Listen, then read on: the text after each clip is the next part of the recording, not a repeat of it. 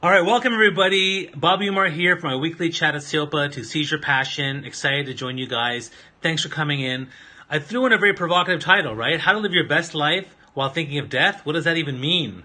I'm going to get into it in a second, but first off, let me apologize for being an hour late. I love the hearts. Thanks so much. A little bit late, so normally I start at 11:45 Eastern Standard Time AM every Tuesday, but today we're starting a little bit later. But I'm here every week to share thoughts about career, entrepreneurship, leadership, following your passion projects, all that kind of stuff.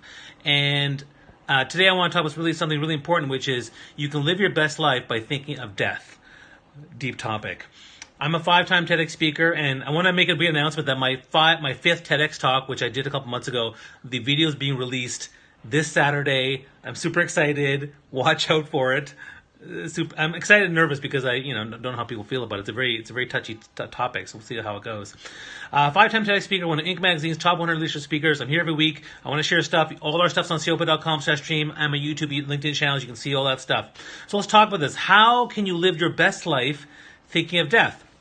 Well, the first thing, and again, I'm from Toronto. If you have any questions, type them below. Let me know. Engage us. We want to hear from you. Share us on Twitter. Share us on Facebook. Let's get people part of the conversation. If you love what you're hearing, double tap, triple tap the hearts. Let's share the love. Okay. How do you live your best life thinking of death? Well, the first thing to keep in mind is that death, there's a great article called The Top 5 Regrets of the Dying. And I'm not going to read them all to you, but the summary of the top 5 regrets of the dying is that one of the things you'll actually know is that two big themes emerge when it comes to the top 5 regrets of dying. Number one, I wish I'd spent far more time with the connections on this earth that matter most to me. So your family, your children, your friends, your parents, your grandparents, your great-great-grandma who was really old and you had a chance to spend time with her. Your work colleagues mean a lot to you. The people who are close to you, the close colleagues in your life, the close connections, the people who are heart connections. That's one. The second thing that emerges from that, the top 5 regrets of dying, is I wish I'd spent more time exploring the grand diversity and beauty of this earth. So people wish they traveled more and explored more and met more different people and diverse people and tried different things and went skydiving, went cliff diving, whatever it is, right? Went to the Andes Mountain, climbed Mount Everest, went to Machu Picchu. There's so many different things that Australia, New Zealand, Greece, like there's just so many things people wish they had done in terms of exploring this amazing earth. You see videos all the time, and so those are two things that people think about. So when you think about your life and when you think about the top 5 regrets of dying, how can you then take those lessons and then apply them to your life in terms of how you want to live your life? So that's one thing I would say. That's how death can help you live your best life. The second thing I'll let you know in terms of how death can help you live your best life is when people die that people that you care about. So there's people that are famous that die that inspire you. Like when Nelson Mandela died, I was very upset, and I thought about how he inspired me and how I could be a better person for change.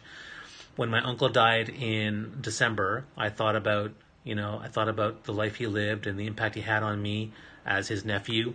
When my father-in-law died 2 years ago, I thought about the impact that he had on me. And so the death of people close to us or those who inspire us gives us a chance to reflect on the type of person that we want to be, the type of story we want to leave, the type of legacy and impact we want to have, the type of dad I want to be, the type of friend I want to be. So I think about those things, and death is a way for us to think about those things. And I think that's where death can really make us think about what's really, really important to us.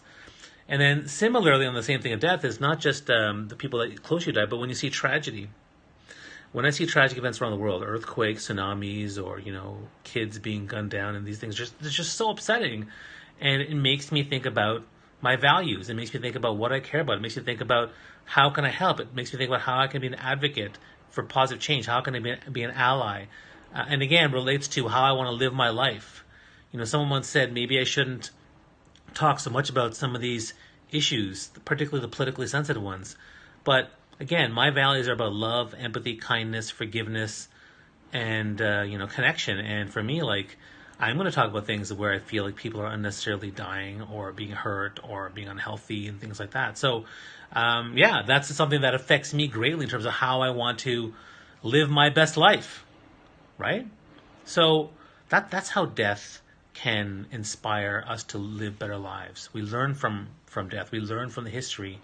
And I'll give you one last thing, the fourth thing that I want to talk about, which is, and it actually alludes to my TEDx talk. When is the one time where we actually hug people, humans, for more than 20 seconds who aren't our significant others, like our partner, intimate partners, or our children or family members? And the time we do that is actually at funerals. At funerals, we hug people for 20 seconds or more, maybe a minute. Why? Because we as humans need that connection, we need that rejuvenation, we need that release. It's such a powerful, powerful thing, and we're very proactive about that. It's not like we actively seek out these types of hugs, but they're very powerful, fierce and fearless hugs, as I call them.